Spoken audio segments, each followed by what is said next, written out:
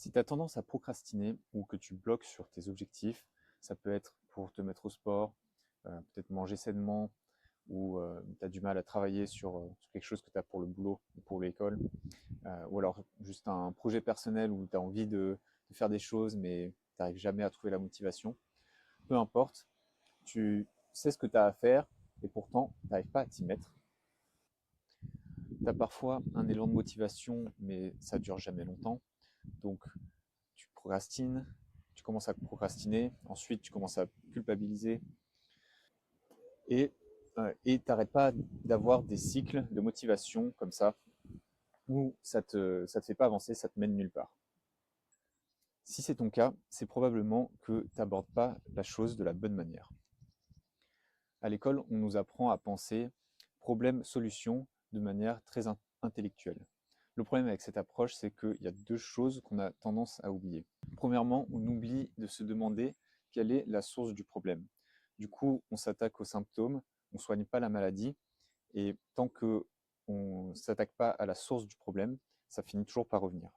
Et la deuxième chose, c'est qu'on ne s'attarde pas on ne s'intéresse pas au plan émotionnel, alors que le plan émotionnel, ça fait partie de nous parce qu'on est des êtres émotionnels, et donc on attaque les choses seulement d'un point de vue intellectuel, et il manque une partie de l'équation. Le truc, c'est que la procrastination, c'est un comportement de fuite. Tu évites de faire quelque chose parce que ça te demande trop d'efforts ou ça paraît trop difficile.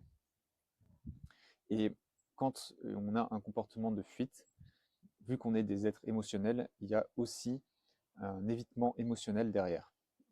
Avec ton comportement d'évitement, tu essayes ou tu évites de ressentir une émotion douloureuse. Et en fait, c'est un système, enfin c'est normal, en fait, c'est un système de défense qui s'est construit avec l'âge.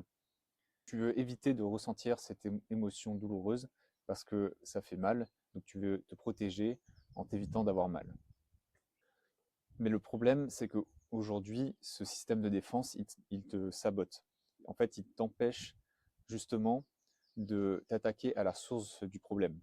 Parce que ces émotions douloureuses, leur but, c'est de t'alerter quand il y a quand il y a un de tes besoins fondamentaux qui est menacé. C'est un message pour te dire attention, tu es en train de négliger telle chose qui est fondamentale, soit à ta survie, soit à ton bien-être. Donc, c'est quelque chose qui est censé t'aider justement à identifier et donc à traiter la source du problème. Mais avec ton système de défense actuel, eh ben, ça t'empêche, ça te rend aveugle en quelque sorte, puisque ça t'empêche d'identifier et donc de traiter le problème, la source du problème. Et donc pour moi, c'est là où devrait être ton point de départ.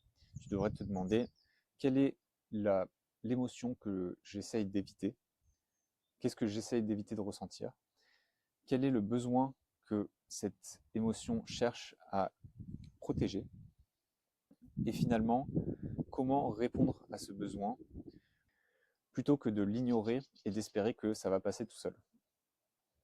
Donc pour être un peu plus concret, des besoins fondamentaux, c'est ton besoin de liberté, besoin d'expression, ton besoin de sécurité, euh, ton besoin d'appartenance, ce genre de choses. Et chaque émotion est associée à un besoin fondamental. Et donc, ça te permet, normalement, c'est ça le rôle en fait de ces émotions-là, c'est de te dire, attention, ce besoin en question, il est menacé, il faut que tu y fasses attention. Et euh, l'objectif, c'est de comprendre ces émotions, de les écouter, et comme ça, tu peux traiter ton besoin profond. Et en traitant ton besoin profond, tu t'attaques réellement à la source du problème. C'est que, en fait, tu procrastines parce que ce que tu es censé faire, ça, euh, ça menace un de tes besoins fondamentaux. Et donc, si si tu reprogrammes un peu ton système de défense, tu dis, OK, là, je sais, j'ai quelque chose de douloureux qui arrive, une émotion douloureuse. D'habitude, je vais aller me réconforter dans des distractions ou alors en tout cas, je vais adopter un comportement qui va m'éviter de ressentir cette émotion. Au lieu de faire ça, je vais essayer d'accepter ou de recevoir cette émotion, d'écouter ce qu'elle me dit et derrière, qu'est-ce qu'elle signifie réellement, quel est mon besoin fondamental qui est menacé et comment est-ce que je peux répondre à ce besoin plutôt que, comme je disais, de l'ignorer et d'espérer que ça va passer tout seul. Parce que, évidemment, on sait tous que ça va jamais réellement passer tout seul. Ou alors, c'est que tu laisses ça au hasard et donc, en termes de probabilité, il y a peu de chances que ça se règle tout seul. C'est possible que cette vidéo t'ait apporté plus de questions que de réponses. Si c'est le cas, abonne-toi pour en savoir plus. Ou si tu préfères, tu peux prendre rendez-vous directement avec moi pour qu'on éclaircisse tout ça ensemble. Tu trouveras un lien vers mon site dans ma bio.